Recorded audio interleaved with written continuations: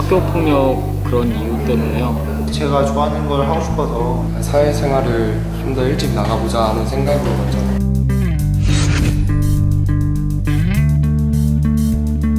그냥 학교 싫어져. 놀고 싶어. 똑바로 앉으라고 막 강요도 너무 심하고. 급식 먹을 때 줄 서서 먹는 거? 인정하기 싫지만 비행 청소년이었습니다. 친구가 갑자기 학교를 안 나오는 거예요. 걔가 안 오니까 가기 싫어져서.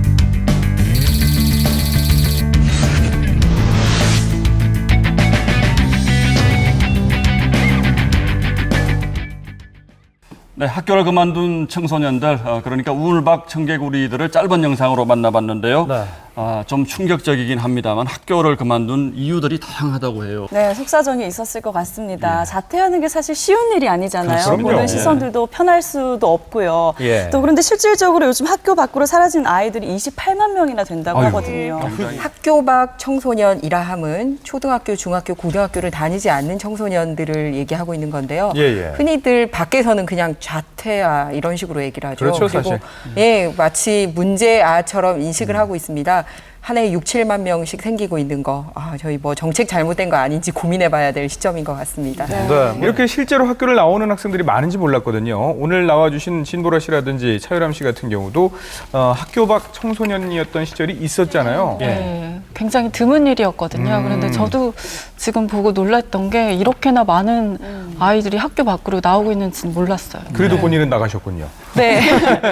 김보라 씨는 어떠셨어요? 너무 외로웠어가지고요. 그러니까 활동 시기가 이제 저희가 또 비슷하더라고요. 우리 보아 언니까지 합쳐서. 그래서 보면 그때는 학교 그만둔 게 좀 이슈가 되는 것도 되게 싫었을 뿐더러 그 이제 극복한 10년이 될 것 같아요, 과거가. 근데 무진장 외로웠습니다. 예. 외로우셨죠? 자신과의 싸움. 맞습니다. 네. 책임감도 더 많아지는 것 같고 어쨌든 부모님 틀 안에 있고 보호 안에 있는데 또 학교라는 보호를 어쨌든 제가 버린다고 표현할 수도 있고 이제 어떻게 보면 도피한 걸 수도 있는데 약간 그런 식으로 시선, 좀 부정적인 시선이 많아서 어린 마음에 그런 시선들을 조금 감당하기가 힘들었던 것 같아요. 하지만 다들 성공하신 분들이잖아요. 그렇죠. 예. 어려운 시기들을 많이 겪은 게 느껴지는데요. 예. 진보라 씨나 또 차유람 씨처럼 이렇게 사회에서 빛을 내고 계신 분들이 있다고 예. 하거든요. 화면으로 만나보시죠. 대한민국의 빠빠빠 열풍을 몰고 온 크레용팝의 쌍둥이 자매.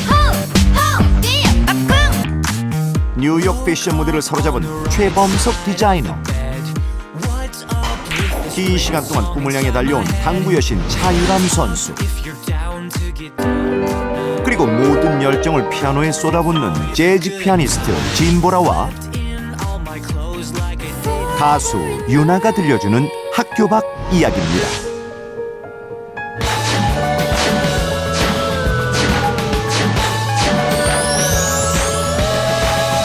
일본에서 먼저 캐스팅 제의를 받았어요. 시간을 끌면 안 되는 상황이었고 빨리 뭐 한국의 학교를 정리하더라도 얼른 이 기회를 잡아야겠다는 생각이 되게 컸던 것 같아요.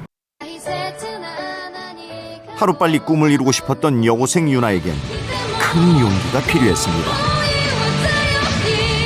학업이랑 병행을 한 8개월도 아니죠. 거의 한 반년 정도 하다가 도저히 못하겠어서 이제 그만두게 됐어요.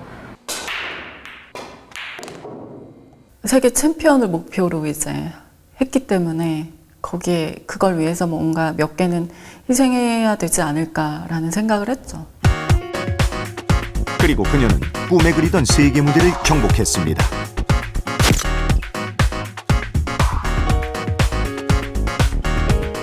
고등학교 그만둔 거는 돈을 벌려고 그만둔 거예요. 그래서 어렸을 때는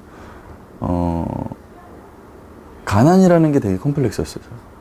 제가 옷을 관심을 갖게 된 건 컴플렉스에서 시작이 됐던 것 같아요.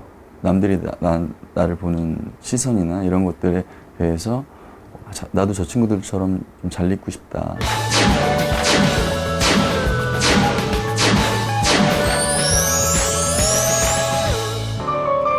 막상 꿈을 위해 학교를 나왔지만 학교 밖 세상은 녹록치 않았습니다. 진짜로 학교를 딱 그만두면 할 게 없어요, 다음날부터. 나는 자유다. 근데 죽어도 놀지 않았죠. 절대 술 먹거나 뭐 놀고 싶다 그래서 놀고 그런 거 한 번도 없었고요. 무조건 한 8시, 9시까지는 하루에 일찍 일어나서 연습을 쫙 해놔요. 오직 피아노만이 그녀의 유일한 친구이자 넘어서야 할 대상이었습니다.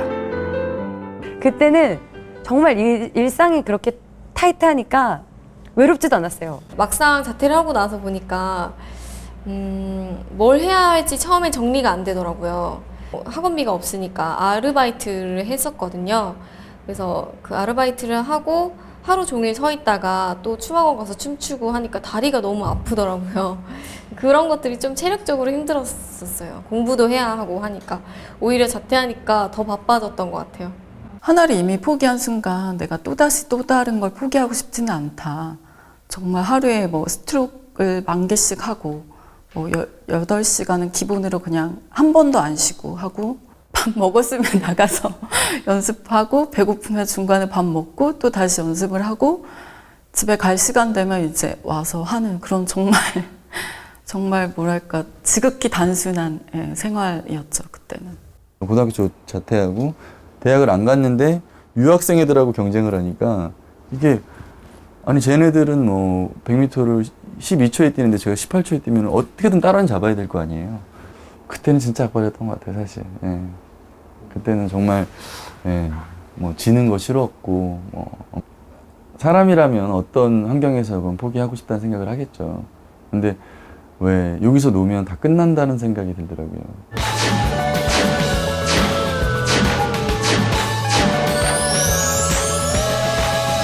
15세 뭐 했냐면 지금 생각해보니까 눈썹을 그렇게 붙이지 않았어요. 속눈썹을. 왜 그랬던 거 같냐면 어른처럼 있으려고. 그러니까 딱 봐도 어리잖아요. 그러면은 버스 기사님들이 왜 학교 안 갔어? 이러는 거예요. 아무리 옷 입고 막 이렇게 막 있어도. 그러면 처음에는 그냥 말도 안 하고 훅 내렸던 것 같아요. 소위 말하는 뭐 딴따라다 뭐 이런 얘기도 듣고 언제 정신 차리고 공부할래? 변호사라든지 뭐 사자 붙는 교사라든지 이런 거 했으면 좋겠는데 되게 많은 핀잔과 구박을 들었던 것 같은데요. 학교 안 나오고 뭐 이런 것들은 문제가 어딜 가도 되죠. 아무래도 일을 하면서 뭐 도둑질을 하거나 나쁜 짓을 하면서 산 게 아니니까 그런 거는 별로 신경 안 쓰고 살았었어요. 우선 제가 떳떳하게 살았으니까 그런 건 별로 신경 안 쓰고 살았었어요.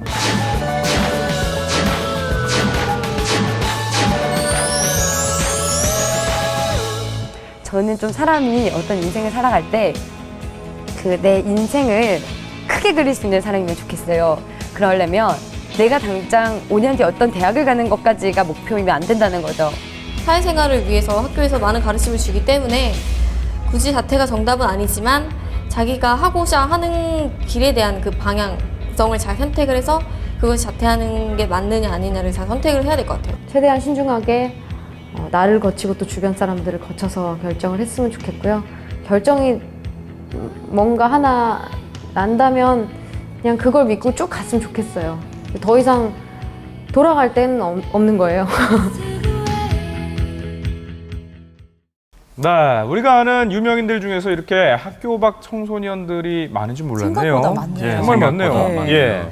근데 저는 이 VCR을 보면서 말이에요. 그 학교를 막상 나가고 나서 꿈을 이루기 위해서 노력하는 시간도 굉장히 힘들었겠지만 정말 내가 학교를 그만둬도 될까?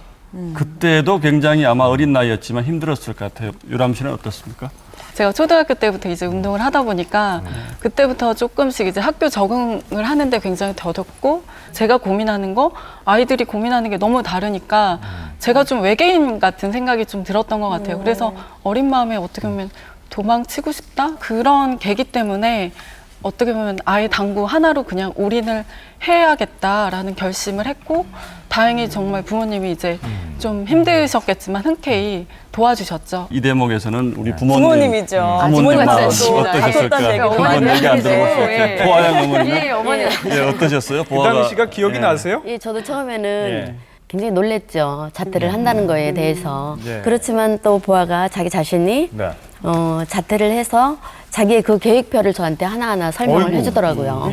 자기는 열심히 노래를 하고 자기가 하고 싶어 하는 게 있다는 거예요. 물론 공부도 좋아하지만 자기가 자퇴를 하게 되면 더 열심히 할 수 있겠다고 자기가 좋아하는 것을 반대하고 싶었지만 그 아이를 이해하게 됐어요. 중학교 1학년 학생에게 설득을 당하신 거잖아요. 네, 그렇죠. 평소에 보아양이 참 이야기를 잘하나 봐요. 예, 말을 조리 있게 잘하고요. 네. 생각보다 굉장히 야무진 데가 있어서 예. 제가 이렇게 얘기를 듣다 보면 예. 저도 모르게 이렇게 빨려 들어가서 네 말이 맞구나.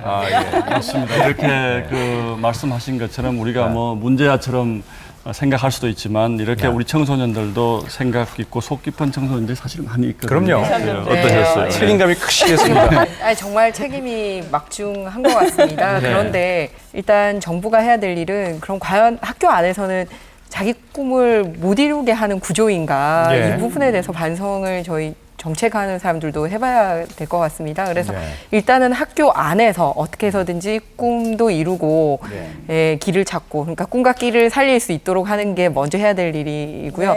그럼에도 불구하고 학교 밖을 나갈 수밖에 없는 청소년선은 저희가 더 꽉 잡아야죠. 저희도 사실은 이 프로그램을 기획을 할 때 이제 성공하신 분들만 이렇게 나오시니까요. 좀 걱정이 있었죠. 그럼 나도 학교 그만두면 되겠구나. 맞습니다. 저 그래서 사실 저는 여기 최선을 다할 수밖에 없는 제 삶이 돼버렸지만 제 인생은 이렇게 됐지만 제 동생들이 그런 방황을 할 때는 그만두는 건 저도 사실은 반대하고 더 안에 있으라고 하고 싶다는 거죠. 저도 그러니까, 정말 예, 그런 부담을 좀 많이 그치. 느껴요. 사실 저는 정말 장관님 말씀대로 최선은 아니었어요. 차선이었어요. 저는 차선의 선택을 했던 건데 이게 이제 아이들이 이제 겉에 화려한 것만 보고 나도 이게 최선이다라고 약간 피해버릴까봐 저는 그게 좀 많이 조심스럽더라고요. 예, 정말 뭐 생생한 얘기들 들어보니까요. 꿈을 향한 그 본인들의 의지가 있고 또 가족들의 지지가 있어도 사실 그 현실은 녹록지가 않죠. 그럼요. 예, 네. 학교 밖으로 나가서 자신의 꿈을 이룬다는 일이 쉽지만은 않은데요.